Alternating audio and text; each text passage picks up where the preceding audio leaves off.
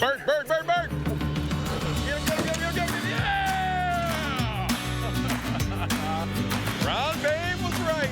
Ron Babe was right.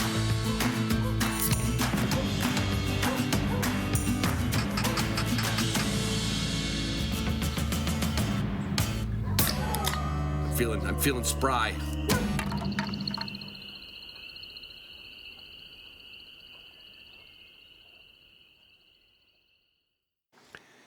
Hey everybody, it's Ron Bain with the Hunting Dog Podcast. It's the 24th of July. If you know, you've heard me say it before. Don't skip the intro. Well, I know a lot of you don't, and I know a lot of you support some, or in a few cases, like Jeff Sweet, I think he supports all of my sponsors. Because I'm not going to steer you wrong, but this is an intro that you don't want to miss because there's an announcement of an event coming up on Wednesday and Thursday, and, well, that's another event in August, but so that's going to be tied into this. So do not skip this one. There's a lot of stuff to absorb, so I'm going to go fast, well, as fast as I go through things, okay? Always thank my Patreon patrons first. We've got a Zoom room coming up this Thursday. And we have another episode of HTP Talk coming up where the last one I did was about why I was let go as a NAVDA judge. I read the letter that they sent to me, and the next one's going to be a little steamier. Trust me. You're going to hear some names. You know how they always say the names were changed to protect the innocent? Well, I left some names out last week. The names are not being left out this next HTP Talk. So there. Pike Gear, my title sponsor. Get ready for the hunting season, especially the early hunting season. Check out the Tongas, check out the Kiowa, the Pike shirts, Pike vests, Pike hunting vests, Pike this, Pike that. I'm telling you, everything you could use, technical gear for the upland hunter is there. Onyx maps, everything you could possibly need to go hunting, to find a new place, is on the Onyx map system. We're just out at the grounds. Phil and Trent, Heather, and Jeremy, they went out on a Sunday. Phil was flying his homing pigeon, so got a hold of us, or they got a hold of me, and they said, hey, we're going to be out messing with the homing pigeons, getting them used to flying home. Do you want to do anything with the dogs? I took Tagus and V out there. But you know what we ended up doing again at the end of the day, before I came home for dinner, besides drinking a beer, was we got out our Onyx map because Phil said, he goes, where are you going to North Dakota? And I told him, he says, I've been there. And I said, where? He goes, yeah, here. And he gets out his Onyx map and showed us the pins. I'm like, yep, it's exactly where I'm going to be hunting next year. That is, it's just like, it's like getting a Christmas catalog in November, but you can mess with Onyx all year. You can mess with Boss shot shells all year too. Now, granted, if you're going to go clay target shooting or just shoot some beer cans or throw some targets off the tailgate, yeah, you're not going to want to spend the money on bismuth shells. The best bismuth shells, because they're copper plated, they're made in Michigan, they were born in Michigan, and the birds will die in Michigan. Well, the birds are going to die all over the country with Boss shot shells. But anyway, don't wait. Those things are going to be gone. Well, I shouldn't say it. That's inaccurate. They're not going to be gone, but they are not going to be in big supply. So get your orders in early, just like with Waltons. You think, oh, well, Waltons will always have stuff. No, Waltons runs out of stuff all the time, especially their spices. They're sending me a whole bunch of spices. We're going to have a sausage-making party. I didn't say we're going to have a sausage party. We're going to have a sausage-making party next weekend with the kids. We're going to do bear, and we're going to do we're going to do wild boar. That's right. So they got me a whole bunch of spices coming. Get the Waltons catalog. That's also like getting a Christmas catalog before Christmas. Only get it now before hunting season. Okay? And, oh, by the way, see, this is one of the reasons I didn't want you to just skip through. Waltons has a 10% discount for all listeners, HDP10. HDP10. Now, patrons will get an email with an even deeper discount Yeah, and it's not HTP 20 or 50. No, we changed it up because you smarty pantses figured out like, oh yeah, we'll just do HTP something else, see if it works. No, but my Patreon patrons will be getting that this week in an email. But Walton's wants to extend that to all listeners, 10% off. I don't care if it's the spices, the grinders, the vacuum sealers, whatever it is, it's all ready to go. Gunner kennels and food crates. I don't think I have run out of things. I've told you that you can put gunner food crates and kennels in your will because they're going to last longer on this planet than you will. Your dog's going to be safer in them than any other kennel on the planet. Your food's going to be safer than any other food crate in the planet. So I don't know what else to tell you. If you haven't gotten it yet, get it now before this season. You will love it. You'll love that food crate on your trips when you're taking a trip. I know you all have a collar for your dog.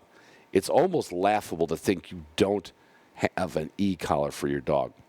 What's more laughable is if you don't have a Garmin, because they are the leader in training and tracking technology. Absolutely, hands down. Send me an email if you disagree with me. Garmin is the number one device out there for training and tracking your dog, let alone fishing or ice fishing or navigation in a plane or whatever you're going to do. Now, here's where I told you not to, because if you're still listening, you're going to hear this, okay? You are going to have a treat this Wednesday. This Wednesday, Ty Webster's coming in from North Dakota Monday night, and we are going to revive the Hunter's Happy Hour, 7 o'clock Wednesday. And I am going to be hosting that at my kennel across the World Wide Web, the first ever hunting dog podcast trivia game, which is going to become a regular feature. And the cool part about it, like this time, Ty Webster's going to be there, Bob Owens, Nick Larson, if he ever calls me back, Doug Parincio from Soggy Dog. They're going to all play. But next month, it's going to probably be patrons from Soggy Dog, from Tyler's, from Nick's, from Bob's. And we are going to have you patrons step in and play the game. And don't think we're copying Meat Eater on this shit, okay? 2 years ago when we started the Hunter's Happy Hour, when actually I didn't, I jumped into it a few weeks late. We played a trivia game. We played the old Outdoor Life trivia game, and we had some fun with it. But I am doing it one step further. I have developed a series of questions meant to stump you, the listener, and you, my friends in the podcast world. And we're going to make this a regular feature. We're going to bring in guests for it. We're going to have a lot of fun with it. And I do not want to be fact-checked on anything, period, okay? W Hunting Supply, you don't need to fact check that because W Hunting Supply is like buying something from your neighbor. You know you can go back to him and say, hey, this ain't working. And he's like, you're right, I'm sorry. You need something from Garmin or anything in the dog world, in the supply world, go to W Hunting Supply and you will be so happy. So happy.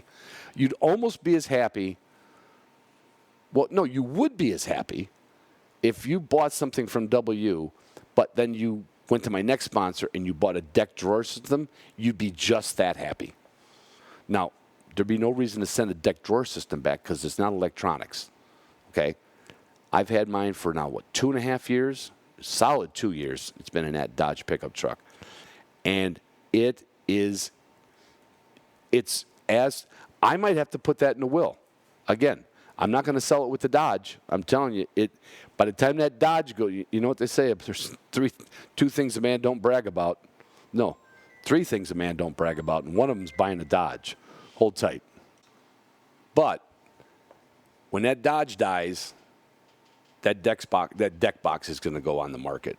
Or I'll buy another Dodge and put it in that one because I think that could be like a gunner kennel. It could be passed down from generations, built like a tank. So glad I have that thing. Weatherby shotguns are built like a tank, but they're beautiful, like an F-18. You know what I'm saying? There's good shotguns, and then there's Weatherby shotguns. That's all I can say. It's just like Purina. There's good dog food, and then there's Purina Pro Plan. It's a different level, different bar. It's like canine athlete and wilderness athlete. You know, there's supplements, but then there's canine athlete. Well, I'll tell you something. I think I told you a month ago, maybe a month now. My daughter had to move from Pensacola to Jacksonville for her husband's work. And the Bronco that I sold to her husband, which is how he was introduced to my daughter a dozen years ago, had to come up here along with his daughter, who's 3 or 4 years younger than him. That's Hugo and Zuzu. And they had to come up here because they had to move into a place temporary, and I had to go watch the dog. So, and I thought Hugo was ready to get put down. I literally thought he was. I said, all right. I mean, he's old, losing weight. I was just like, oh, man, I wish you guys would have done this in Florida. Son of a gun, I pulled out the new dog. Now, I'm not saying he's going to make it to 14, but I think he'll make it to when they get their house in Florida and he can go back there and spend the rest of his days with mom and dad. He's acting like, well, you know what? I probably should have just sent him some new dog when they were down there. But you know what? You don't have to wait for me. I'm not going to send you any. If you got especially an older dog, start using new dog on their food, and I'm telling you what, it's going to pick them up. It's going to make them feel better. It's just an overall. It's like what is it? It's like spinach. Remember when Popeye would? No, I'm not getting that right. It was an old cartoon back in the day. Popeye, you'd eat a can of spinach, boom, big bicep come up, and he could take on the bad guys. Well, Hugo's ready to take on the bad guys. Yeah, and Zuzu, I'm not putting her on new dog, but I did put her on diet. And I think I already talked about the Upland Institute, didn't I? I think I did. If I didn't, well, all you have to do is write me, okay? If you have any questions, just go to the Upland Institute, watch the commercials, watch.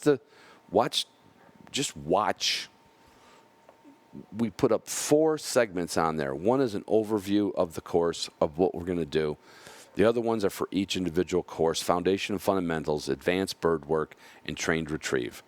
Watch those. If you have any questions, hit the contact page. I will call you personally.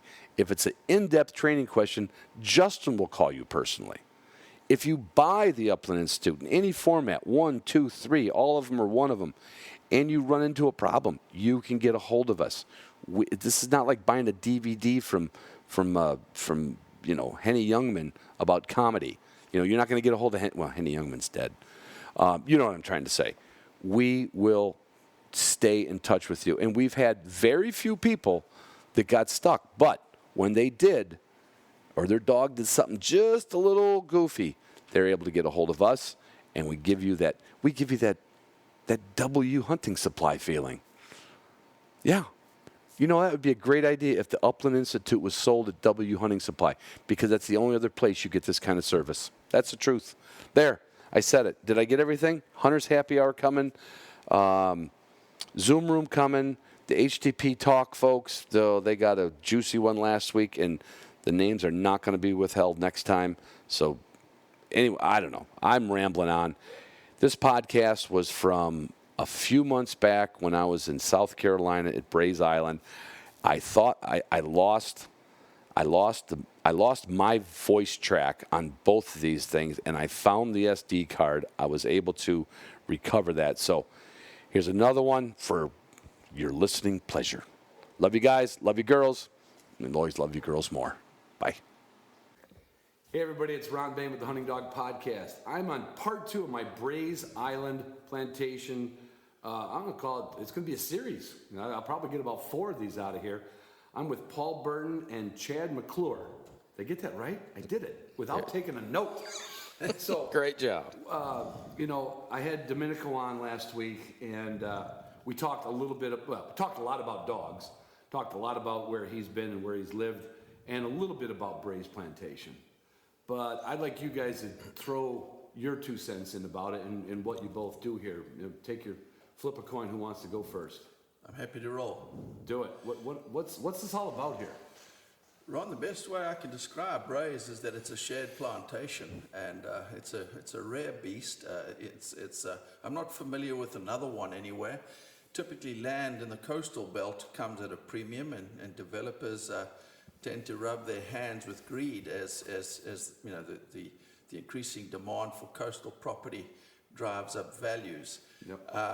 We at Brays are all very, very indebted to the gentleman that was responsible for the place, a gentleman by the name of Sumner Pingree. He was a farmer throughout his life.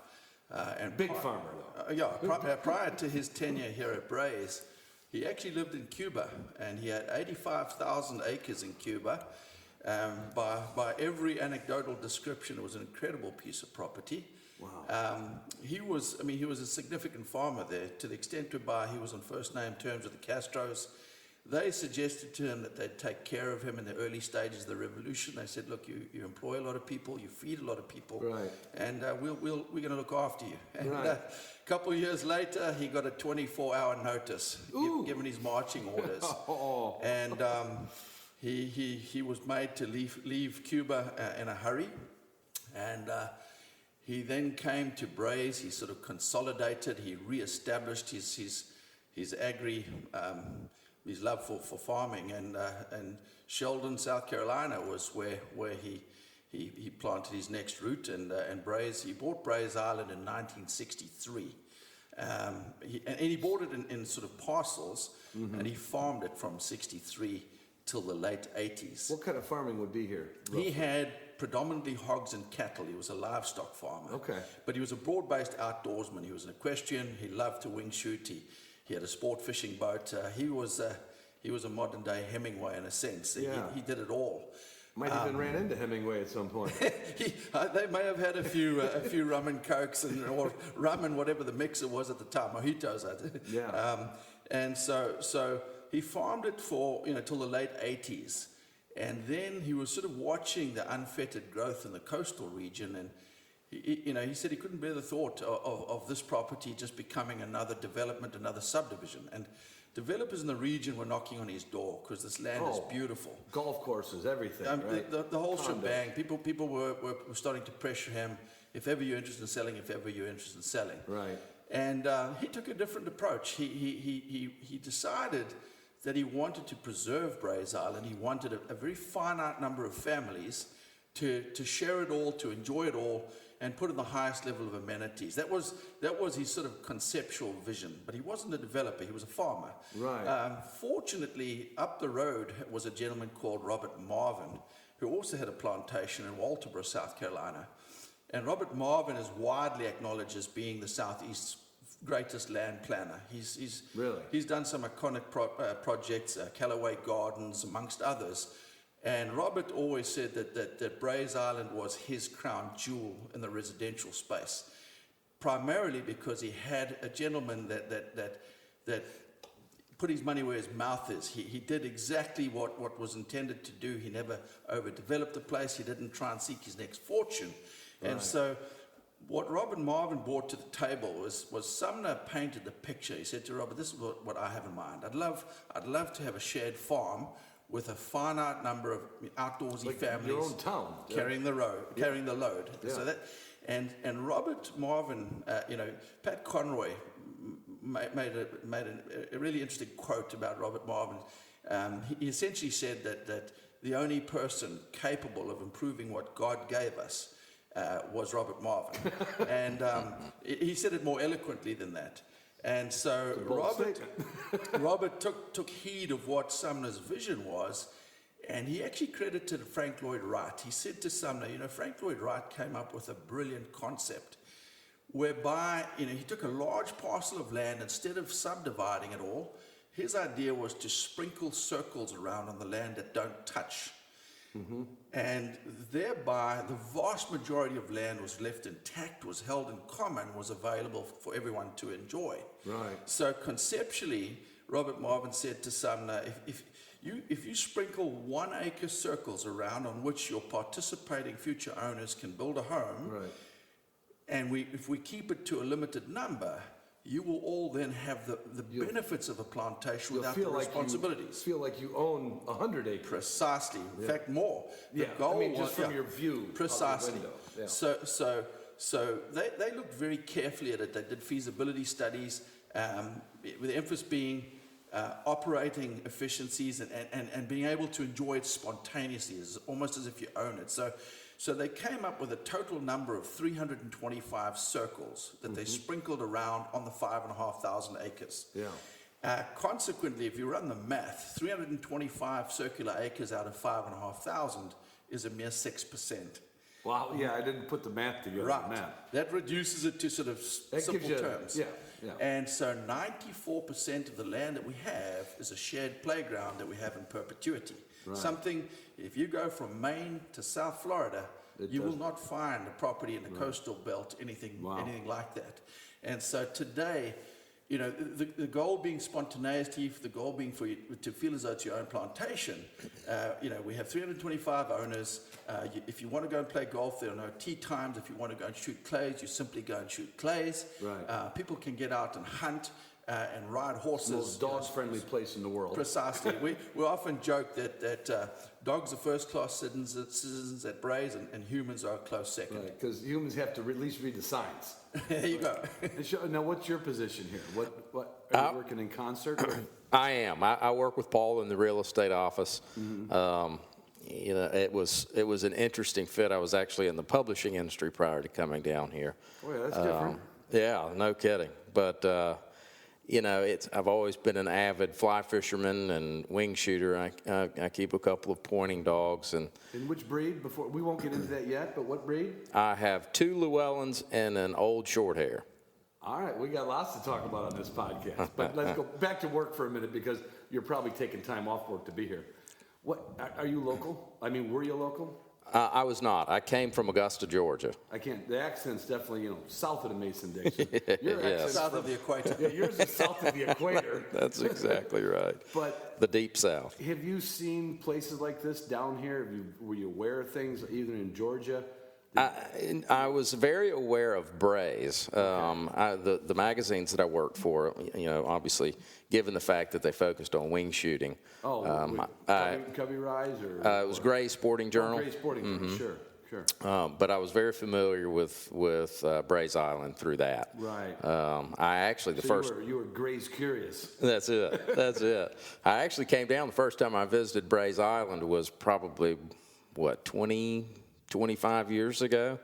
We did a feature on a cobia fishery here, and we spent a long weekend fishing. But that was my first introduction to Brays. That's not bad. Yeah, you know, and I didn't ask you, Paul, how long you've been here because you just mentioned 20 years. Well, I've been here for I've been going on almost 9 years. Chad's I think. been here probably 7 or 8 years is my guess. I've been here 20 years. Right, so it was probably a shade less than 20 years ago that we got together. Right. Yeah, as you well, it mentioned, would have I had was to have putting that been. timeline Yeah. together. Yeah. I've been here 20 years. 15 years probably. Coming to do an article turned into, did a whole big shift. Yeah, exactly. Big shift. Exactly. When did you start getting like, I wonder if, or did that come later? You know. Well, it's funny. I do remember pulling out of Brays Island, driving down the alley of Oaks, thinking, "My goodness, What am I leaving? I've got to figure out how to get back here." I ruefully have to admit that I essentially poached Chad from a group of guys that I hold in the highest esteem, the Brays Sporting Journal guys. Yeah. Chad is one of those unique beasts that can throw a decent fly, that can train a dog, that grows his own tobacco, and is also pretty handy on computers and so on. And Chad was helping the Brays guys with the ever-changing world, the like digital everything. side. Yeah.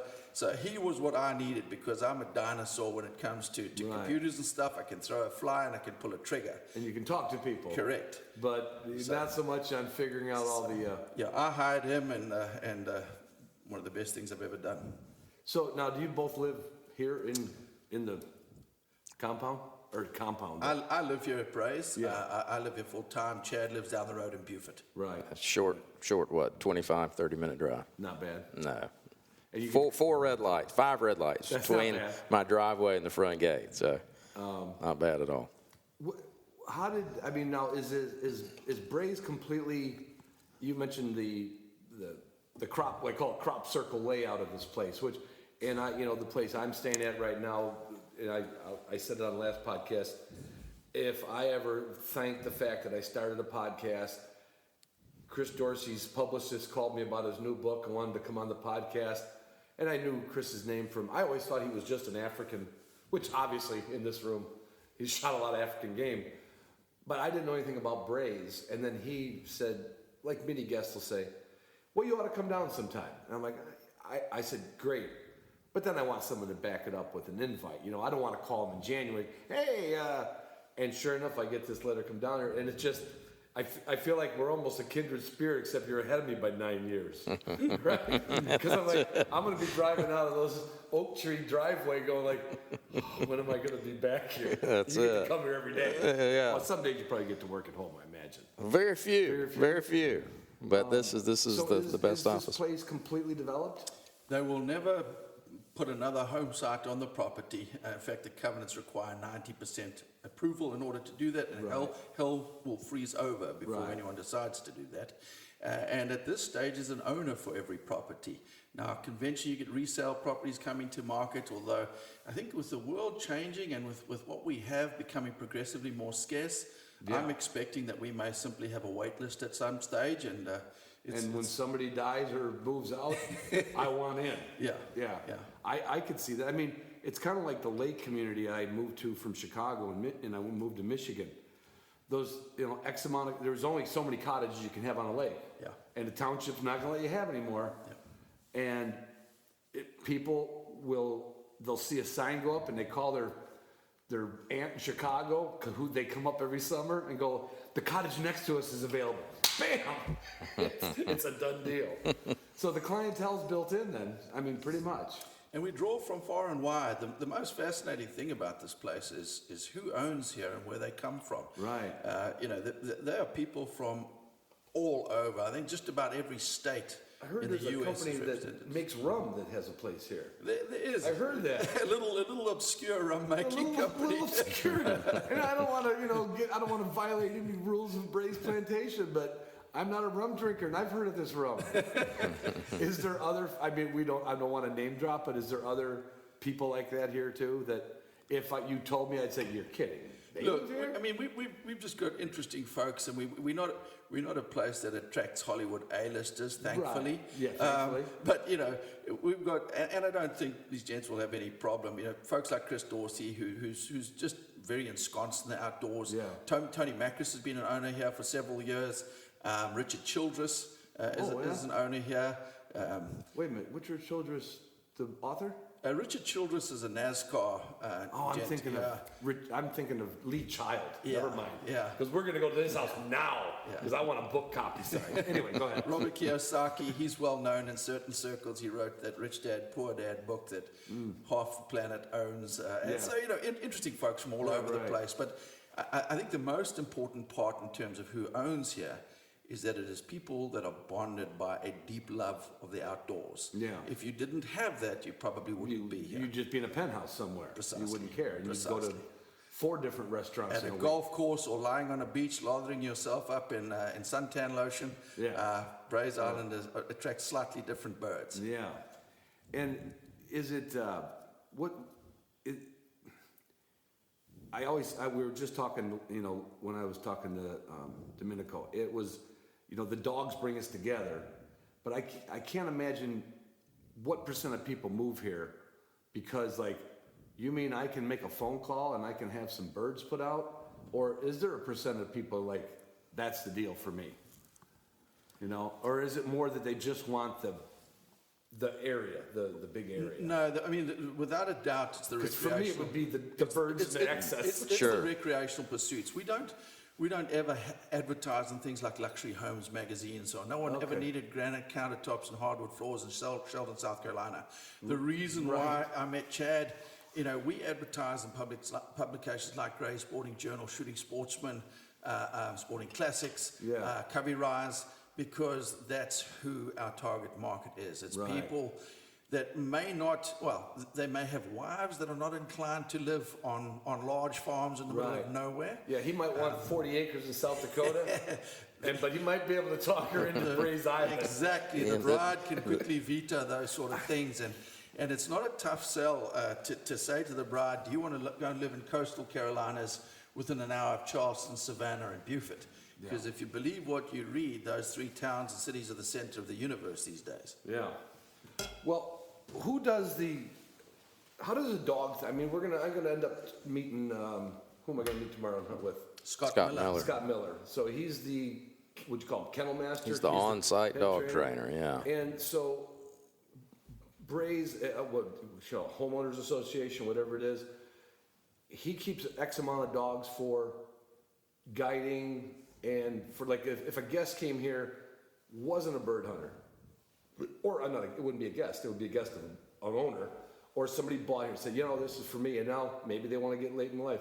So they could use Scott and would you call them Brays dogs? Absolutely. Yeah, absolutely. Yeah. And that's something that you frequently see. I mean, you'll see people evolve from hunting behind plantation dogs with guides to, purchasing their own dogs and sort of going headlong into it. Built-in trainer if they need it. Sure, a trainer. We have training fields. And you've got training fields that are open 360 like all year, right? Absolutely. All the permits that you need because you can't do that everywhere. Yeah, we basically got a full-time hunt department, and Right. so we've got guides that are here full-time. They're almost farmers in the summer months where they're preparing the lands. Right. And then in the winter months they're guiding. Right. The plantation has probably 40 But, yeah. odd pointing dogs and a good number of cockers that work in conjunction with the pointers. Yeah. And so they're here full-time for owners that don't necessarily have their own bird dogs, but an equally important component is for owners that do have their own bird dogs. Yeah. Having the ability to get out with their dogs, with their kids, with their grandkids. Yeah. Time in the field is what it's all about, and Right. it's just, And I could picture a person that lived here, like I said, wants to introduce his grandkid, and let's say he's got a Brittany. No, why did I say Brittany? Only because I see a lot of them that maybe not to go to pet homes. They're a very great home dog. So Grandpa's got a bird dog, but he doesn't quite have a bird dog ready for prime time. And grandson's coming or granddaughter's coming in, and they've got that access to it. right. Yeah. That would be, we should be able to move the needle on this stuff, I think, do you run your dogs down here? I do. Do you? I do. I have a 7 and a 9-year-old. I have 2 sons. And Two sons. And, having the ability, and I don't have a whole lot of free time, as you can imagine. You work, you have 2 little Right, kids. school, work, everything. Exactly. Being able to load everybody up and be here in minutes instead of hours. You can hunt for a couple of hours, bring a change of clothes, and Right. go have lunch. Go and- kayak. Or Exactly. Fish a pond. It's a And then thing of beauty. Somebody told me today about mushrooms. Is that a spring mushroom here, the chanterelles? We have, summer. Or should we Summer, not talk yeah. about that? Summer. Place is covered up. Because covered up with it's a good thing there's a gate at the front. Because That's if I knew right. that, I'd be in here at night with a flashlight. Yeah. I'd probably get arrested. But amongst the possums and the raccoons. Right. You'll be what's the restaurant part of this? Are you able to, because it's not open to the public? correct. Can they cook up some of the game meals? Can they do that? Absolutely. If you've gone out west and you've got yourself an elk, you can invite 20, 30 people. Oh, you can even bring your own, not just something you. Absolutely. Yeah. I mean, quail from the plantation or pheasant, they'll do it for you. Wow. Or if you've hunted other game, redfish and things. Fish from the river, yeah. Yeah. And they'll literally cook up the stuff you got. Absolutely. Oh, this is, my wife's got an art studio that's about a little bit, not this tall. My Lutheran church wasn't this tall in Chicago, but it was a little bit bigger than this. But if I could get her art studio up, loaded, I'm going to have to look for a lot that needs to be redone. Because, again, we're stuck at this 325. That's it. Oh, my God. How do you ever do any client stuff with your dogs, or do you? I did. When I first, I did. I don't as much any longer. When I got here, I had 2 dogs that were very, very, very solid. They hunted a few days a week, and they were just plug and play. Right now, I have a young dog, and actually 2 young dogs. I have about a 6-month-old female Llewellyn and about a 2.5-year-old, and they're both sort of both sort of in the process. They're in AAA ball or AA ball? Well, one's in T-ball, and then the other one is probably in AA. But the guides do a great job, and it's neat. Each guide is assigned 2 pointers and an English cocker, just so there's some consistency throughout the season. But it's a neat thing to watch the cockers work with the pointing dogs. Have your boys been out with the dogs? I'm gonna bring my eldest out. Exactly. Almost too little, but well, and Paul knows this well. He has 2 sons, but you run the risk if you take them out too young, and it's born to death. Exactly. You walk. Mosquito bites. Whatever. I took them earlier this year woodcock hunting, and I mean I'm going to have to bring them out here so they get to see a few birds and take a few shots. So Chad's prior dogs, his short hairs were dynamite. Chad was asked to fill a final brace.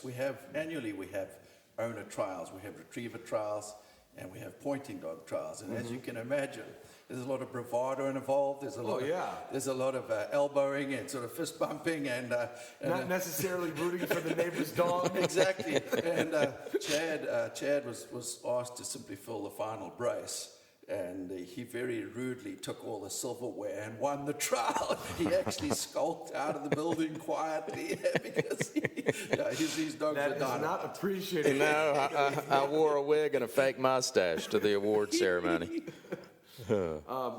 Is that because when you did that with those other dogs that were dialed in, and you were dealing with probably a lot of other people's dogs, like, yeah, I got a great dog, but you actually, did you do your own training? I do. I've always done my own training, and it's this place. I mentioned a few moments ago. Don't have a whole lot of free time. Right. So it's a little bit difficult to bring a dog along properly, but having the access to the training fields and the birds. I mean, you call the hunt department and ask for 4 birds. I did this the week before last. Leave 4 birds on the hitching post, and I brought the young dog in. They're there. You take them out to the exactly. Yeah. It takes 15 minutes. I got real lucky when I moved to the Shenandoah Valley. I met a fellow that owned a lumber yard in town, and he had, I think he had a Brittany, and I bumped into him at the lumber yard, and I've always got a dog box in the back of my truck. Not this particular one, but I always had an external dog box. Of course, that just brings on conversations, and Sure. And I said, do you know where I could get some birds? Is there anybody that raises birds here? Because I got some tests coming up, and he gives me the name of this guy, Roy Hill. And it gives me the address and everything. I said, hey, thank you so much. Thank you so much. And he didn't, first of all, I was from north of the Mason-Dixon, and he was dyed-in-the-wool Virginian. Very friendly guy, but I think he was played it a little close to the vest there a little bit. Well, he gave me the fellow's phone number. I called him up. He said, sure, what time? I said, well, I'll be there after work about 5:30. He says, okay, I'll be there between 5 and 5. I'll be there from 5 to 5:30. Make sure you get there between there. And this guy raised chuckers and quail and pheasants and ducks, everything I needed for the versatile dog world testing. And I pull up there, and there's John Monger, the owner of the lumber yard. I'm like, why didn't you just tell me you were going to be here?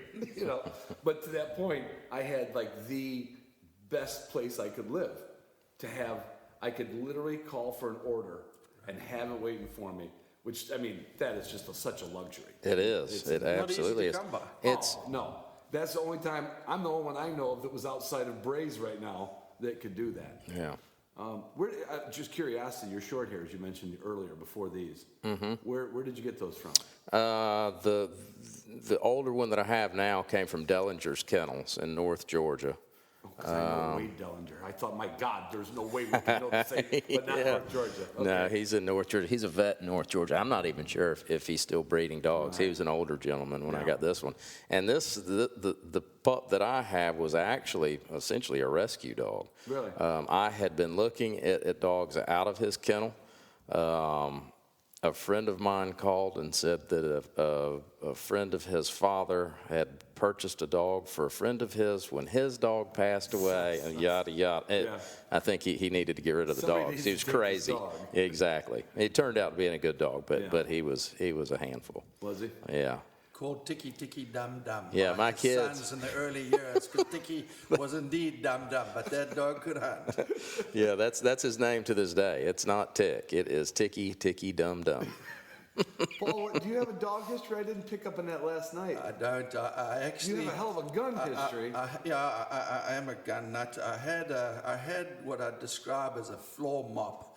There was a Cavalier King Charles Spaniel that lounged around the house that used to snore and do very little else. And that's about Well, I it. think that's all Cavalier King Charles are required to do, Just isn't the it? floor mop. And when I've approached my wife about a bird dog, she says I work too much and that she would be the custodian of the bird dog. So she vetoes it. But I'm very, very fortunate to live amongst folks that have Yeah, so sensational dogs, and I'm the beneficiary thereof. It's like liking to fish and having friends with boats. Exactly. There you go. Yeah. What about the fishing here? It's fantastic. Because we're right, like, there's brackish water, there's a river to the ocean, or is it to a bay or to an ocean? I don't have a map. It's not an estuary. An estuary is where you've got a substantial amount of fresh water meeting the ocean. This Right. Port Royal Sound is fascinating. It's actually a protrusion from the ocean that comes to us. Oh, and so you don't have a lot of fresh water in the system. You don't have a lot of pollutants that are coming from inland. Right. And it's phenomenal. The fishing, I personally never expected it to be anything like as good as it is. I mean, we catch on our property redfish up to 40 pounds. Our salt ponds are loaded with speckled trout and flounder. On fly, we catch cobia, sight fishing them. We hunt them. That's actually when the Grey Sporting Journal guys came down. We were hunting cobia with a fly rod, and it's big game hunting. I mean, I got a Isn't that 50. where you get up high on the boat and you kind of Yeah, you see them. yeah. Exactly. see it out I there? mean, you're talking about fish It's a in cross excess- between spear fishing and precisely. fly fishing, right? Fish in That's excess it. of 50 pounds in our river. Just you launch from our dock and you hunting fish in 5-10 minutes, and so it's phenomenal. And then on the freshwater side, we've got about 20 ponds with largemouth. One gentleman several years ago got a 14.5-pound largemouth, which will make some folks weak at the knees. Yeah. If I were a largemouth bass fisherman. Sure. I am a dyed-in-the-wool invite-only fisherman. Like, somebody puts a rod in my hand and it goes underwater, I think it's a hoot. If I have to look at that bobber, or I'm sorry, strike indicator? Sorry. My bad. Paul, I want to get a little other background history though. Yeah. You started out, you were born in South Africa. Correct. So is that how you met Domenico? I lived in South Africa all my life. No, I did not. You guys didn't know each other? No, back not then? at all. I essentially met a pretty young lass in South Africa, and like a Every deer young- in the rut, I followed the doe. Her family was all out here, and she was missing them. So I initially dragged her out to South Africa, and we got married because I just wasn't prepared to leave. I loved it, and she brought me back here, and I did so. I'm embarrassed to say, I did so with a sort of heavy heart, because I've always felt that you have X amount of time on this planet. And with that time, I have never had an aspiration to own a huge house or drive fancy cars. All I ever wanted to do was hunt and fish and spend time in the field. And and what fascinated me, my trajectory here in the States has become my history. But I never dreamt that I could live a life in an outdoors, fulfilling life here, such as I was giving up in South Africa. Yeah, you uprooted from you uprooted from the lifestyle that you love. Precisely. All for a girl. Well, Hey, people have done worse. yeah. People have lost half their stuff for less than that. The long and the short is that it's exceeded my wildest expectations. I said to my wife, it's just so nice to live in a place where you're never homesick. Yeah. Because if you get bored here in Beaufort County or at Brays, you deserve to be bored. There's just a multitude of outdoor things to do. I touched on this a little bit in the last podcast, but you did quite a bit of big and small game hunting in I South I Africa? actually did no big game hunting. I'm from a pretty modest financial background. Just even the costs of harvesting plains game exceeded my paradigm. I spearfished almost for a living. And thank God that For food and a living? Or both? I mean, I used to, there was a 50% unemployment rate in South Africa. So I used to dive amongst the sort of sub 35-year-olds. So I used to dive for hours a day and sell fish, spearfish, sell them at markets and things. This was as a student. And there was a lady who's today, Laura Logan. She's quite a prominent journalist. We were in the same class together in South Africa, and she would very generously share all her notes with me. So I was delinquent at school. I was spearfishing all day, and honest to God, she used to give me her notes. I hope I'm not ratting her out here, but she would give me these beautiful handwritten notes 2 weeks before exams. I'd hit the photocopier machines, and I would just mainline on an entire semester's worth of work that I'd missed. And then go back to doing whatever you like doing. Spearfishing, day in and day out. And with my spearfishing fun coupons that I amassed, I bought my first ever plane ticket. I was 21 years old. Wow. I'd met my wife at university. She'd come back to the States to finish up, and we were apart for 5 years. But I bought my first plane ticket out here. And in fact, one of the first things I ever did was walked into a little store and bought the $400 Union Armera shotgun that I told you about. That's right. Yeah. That's right. That's a history. Now, has Paul tried to talk you into going to South Africa? No. Well, we 'Cause talked I about think going I'm over getting and shooting set- birds I at think some I'm getting stage. set So up because as soon as we were walking today, twice he goes like, "You've got to get to South Africa." it looks like it would be a good place to go to shoot birds. But it's not It one of them does. places you can take your dogs, right? That's No. just too much work. That is too much work. Here's the back and forth question. We talked, Yeah. I talked to a lot of people about this. A lot of people say, "Oh, I'm not going if I can't bring my dogs." And I had explained that because I go away from home a lot on weekends and judge people's dogs, I'm very acclimated. Like, well, if I take a week off of work, I want my dog. But if I'm going to have some fun, would you go without the dogs? Would you just to experience the? Absolutely. Yeah. There's no question. I mean, a bit of a hit. It almost feels like if you live in this part, this is one of the oldest parts of the United States, really. Sure. Is the history important to you?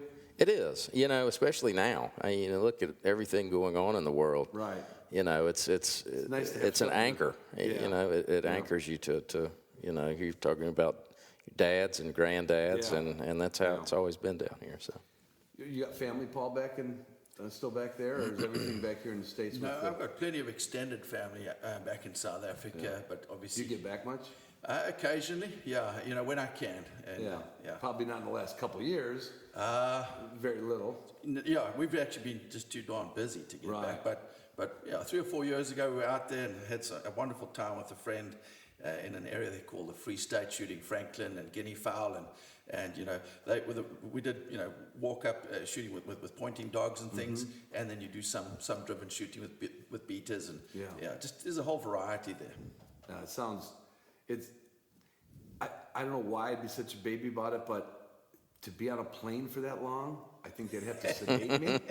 Or I'd have to have my podcast equipment and just have passenger after passenger come back and let me interview them. And then pretty soon they'd be saying, "We are approaching whatever. Where do we land when we go to South Africa?" Johannesburg. "We are approaching Johannesburg Airport. Please pick up your seat covers." I might be able to do it because when I went to England a couple of years ago, well, actually probably 5 years ago with my wife, I turned out I got snookered though. Now, my wife had been there before with our daughters, 2 of our daughters. And my wife, and she's 2 years older than me, and I'm old as dirt. But her and my daughters were huge Harry Potter fans. Like half the globe was back then. Yeah, Sure. My daughter was too. Right, and I didn't go to the movies. It was just like, oh, it's like a kid's thing. No, but my wife kept telling me, "You're gonna love it. She bought me the books on CD because I traveled all my life, traveled. And I actually started liking the series. Right, I wanted to hear the Deathly Hallows and the Prince of whatever it was. That's a severe tactical error, because that's a commitment. It is. Yeah, it is. And so 7 what bucks. she did when we got to, she had this whole itinerary when we went to London, because when she went with the girls, it was more around London. By the third place we saw out in the countryside, third castle, third tourist place, everywhere we go, I see a sign that says, "This is where the scene from, Deathly Hallows was filmed." And I said, "Is this another place?" She goes like, "Well, yeah." I'm like, "You play?" She goes, "No, I didn't play. I just think they'd be interesting." So I got snookered into going to the UK for the fact that my wife wanted to see all the places that they filmed Harry Potter at. So you weren't able to sneak out to Bisley Shooting Grounds No, or Exmoor, and or that's where I was going to. Right, that's where I was going to bring this all around to. Do you have some familiarity with the UK? Little bit. Little bit. Yeah, I've not spent nearly as much time as I'd like to. Right. But yeah, some familiarity. I did get to go to like 3 gun shops Yeah. when we were in London and using cabs and the tube, and one of them was Berettas, and I wasn't impressed because it was mostly just a bunch of new guns. Sure. But then I did go to, was it William Evans? Is that in London? William Asprey? No, William Evans? William Evans I there? can't. Anyway, West Richards. maybe. William and Son? Maybe.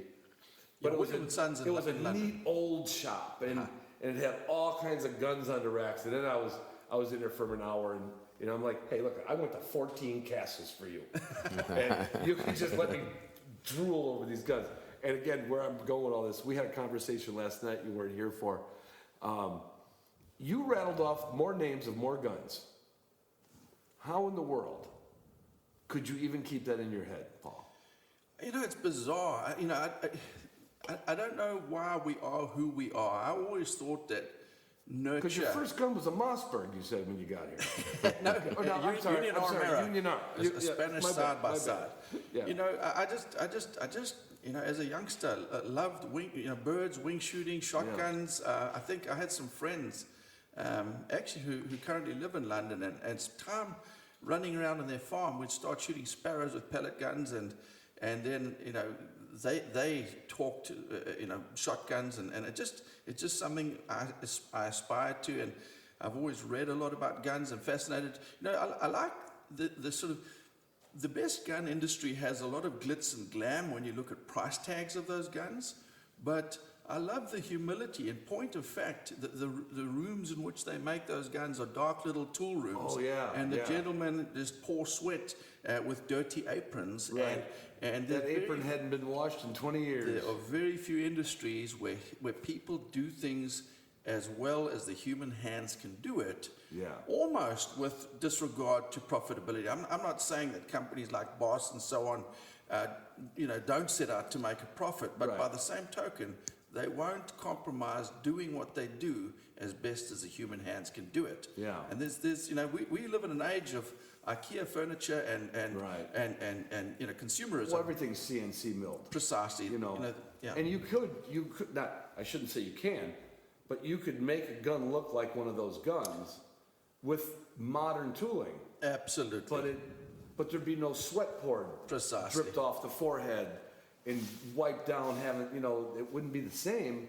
One day there'll be 3D printed castles, but today when you look at one, you say, It's still- "Good it's- God, it's amazing still what humans impressive. can do." And that's what, I am not well, I'm a gun collector compared to my friends. But, you know, when I got down here and I saw your gun collection, and I hadn't seen Chris's gun collection, but you guys rattled off stuff last night, and I had the very untraditional glass of bourbon. Everybody knows I drink a box of beer a day, but that's usually it. But it was very good. I don't know what bourbon that was last night, but it was damn good. It was friendly. It was friendly. And, but you guys were just yakking about the guns, and I just heard the passion again when you talk about, like, how long you think that can last, that craftsmanship. I don't know, you know, you hear a lot of Because there's things that just don't last. a lot of people, you know, focus on the fact that, you know, it's an aging group of people, a lot of the hunters and so on. I think, you know, the world cycles and people innovate, and you know, it wasn't long ago that private gated communities were out of vogue, and you know, your youth had no interest in buying homes and things. No, were they wanted to all be downtown up on the high rise. And then the Yeah. world cycles, and you know, I don't wish pandemics and things or civil unrest on anybody, No. but in point of fact, it changes how people prioritize things and what they think about. Yeah. And I think there remains a reason to be optimistic Yeah. about the perpetuation of the hunting, shooting pursuits. Yeah. But you know, that remains the responsibility of each one of us to be Right. advocates for it, to be stewards of the environment, to educate others that it's not about bloodlust, it's about appreciation for that which sustains us. You know, a lifestyle that, It's kind of like, it's almost church-like. You know what I Sure. mean? You can find fault with churches, but you can't deny the fact that when everybody was at least a little bit of a like mind and felt that they should go to church. Like when I was a kid, you're supposed to go to church. I mean, I had a couple friends, they didn't, but 90% of them did. And, you know, we've gotten away from that, and it's almost like, so the dog culture, the gun culture, it's all kind of disappearing a little bit. But, I mean, in a place like this, kind of makes you think like, well, shit, it's alive, but people don't know about it. I'm someone that has struggled with my faith, but you know, I struggle less when I'm in the great outdoors. Right. When you're on a beautiful body of water, or you watch a bird take off, or you have the privilege of shooting a beautiful wood duck, and you look at the feathers. Yeah. You are thankful to Yeah, whoever a little bit of the church master there. was. A little bit of Absolutely. church. You It may find not be a fine oil finished stock, but fine oil finished stock doesn't look as good as a wood duck up in. Precisely. Only problem is they never look as good when they're in your hand. They taste better. But I want to go back. Is there? This is just a mean question. Oh, thanks. Is there any wild quail left in South Carolina? There are. Is there? There are, absolutely. I'm not asking for pins. Look, it's but is is the state working toward that? Yes, What's the state and at? they are, and so as you know, I mentioned I grew up in the state of Georgia, Right. and you know, you sort of have to hunt and peck a little bit, and you know, it is many miles. You know, Right. it's shoe leather, but you can still find them. Right, and Yeah. as well here too. Mm-hmm. Can you? Well, not here on Brays. No, but not here yeah. on Brays. But I mean, Yeah. there's WMAs and There and is. probably some private places that do a good job of management with it. Yes, you know, there's still plantations in South Georgia that, I mean, they're probably averaging, you know, 2 birds per acre sort of thing. So I mean, Really? there's yes, absolutely. And but they're- look at the cost associated with doing that. You know, that's hard. It's hard to access. It's a But tough pill to swallow when back in the day it was just a bunch of farmers with shitty plows. that's exactly right. You're The fence same road. amount Yeah, of quail, yeah, just because their exactly. kids didn't want to rake the fence line. you That's know? exactly And we had- right. we didn't have Roundup, and we didn't have. Because, I don't know, the weeds are going to be over there. You go hoe the garden. That's but Mom, it. I heard that we could go hoe the garden. You know. Well, I don't know. I guess the only thing that this place doesn't mimic is, you know, what it was 300, 200 years ago. You know, there's no fence rows to hunt. But other than that, I mean, the place is just, I walked out and I've seen pictures of it. I've subscribed to Covey Rise. Shooting Sportsman's a partner of mine on the podcast. I'm sure I'll be sharing a few stories with those guys. But getting to walk in what kind of pine is that? Loblolly? Or is that a different? You've got a variety. Right.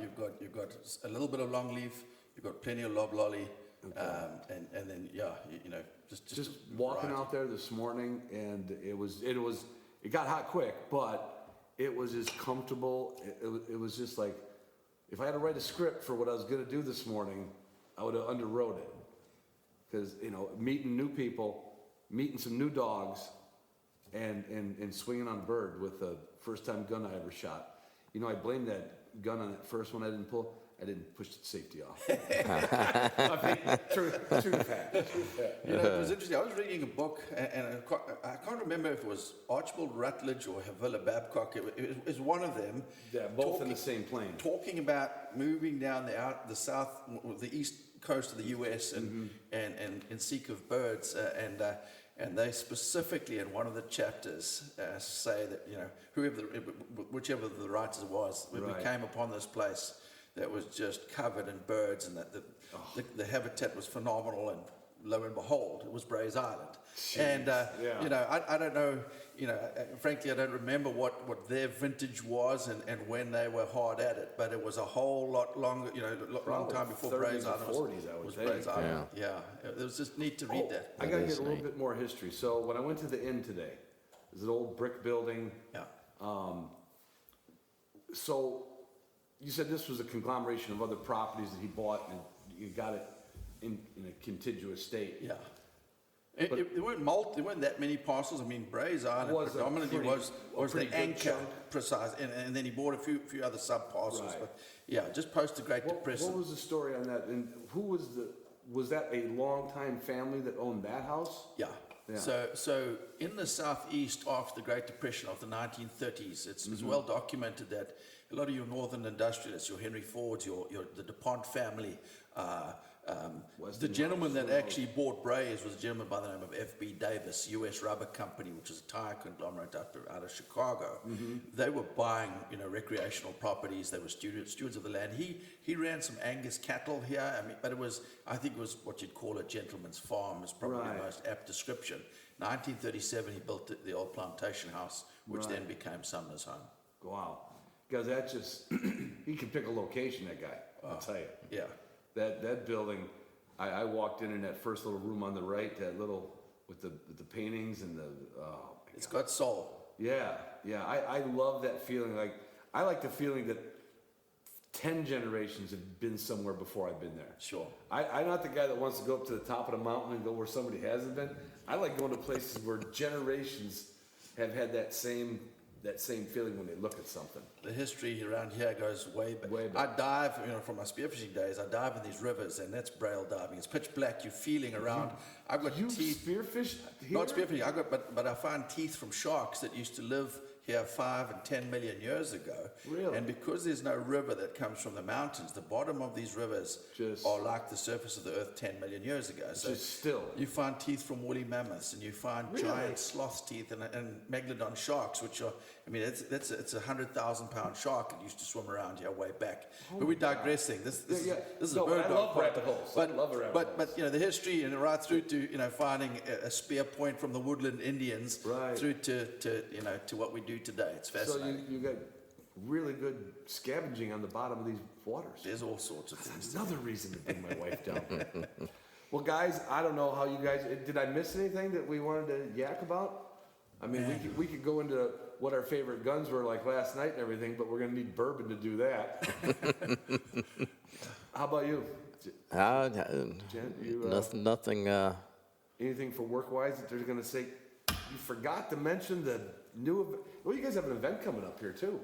We Now, have an Yeah. expo. We have an Yeah. expo is that each year. expo open to the public? Because it seems like it would be. By invitation. By invitation. So owners invite their guests, and then all the exhibitors that are invited to be here are invited to invite their guests. Okay. It's Or their nice. clients. Over the years Because it we've looked had. like a little mini southern side-by-side. Sure, going. Exactly, that's exactly And what we've it's like. had, we've had, Purdy's and Hollands and Wesley Richards and all of the venerable gun makers and some artists, and we try and have a mix of folks, some of Right. some of the fly rodders, and it's a good time. Yeah.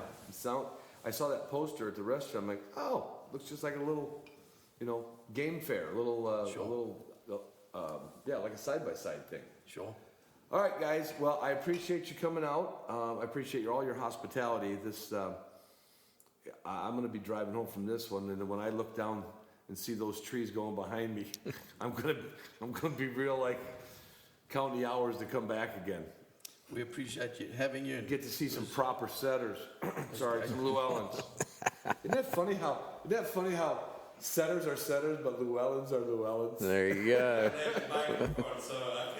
Oh no, it'll pick you up. Jump in if you want to highlight the end of it. Because see, pointers had to lose the English, right? We only call them pointers now, There you go. right? Boy, them setter people still want to hang on to that Llewellyn. All right, everybody. I love you guys. I love you girls. I love you girls more.